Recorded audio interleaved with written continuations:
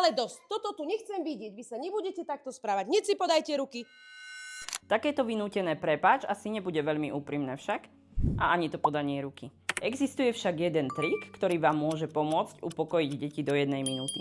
Sama to dobre poznám. Keď som v strese a vybehnem na moje rozhádané deti s otázkou, kto to začal, okamžite sa začnú brániť a občas na seba aj žalovať. Moje emócie znovu predbehli môj mozog, pretože v tej chvíli používam svoju moc a nie veľmi správne. Skúsme na to ísť inak.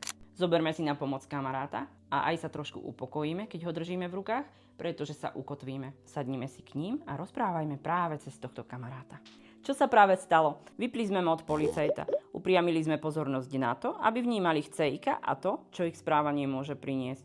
Teraz už nemusia bojovať o to, kto má pravdu, ale po upokojení situácie a silných emócií môžeme riešiť príčinu konfliktu v pokoji. Tento malý kamarát za teba hádku nevyrieši, ale môže ti v tom pomôcť a postaviť most, aby si po ňom ľahšie prešla k svojim deťom. Ulož si toto video a keď sa ti v triede znova strhne hádka alebo bitka, už budeš vedieť ako na to.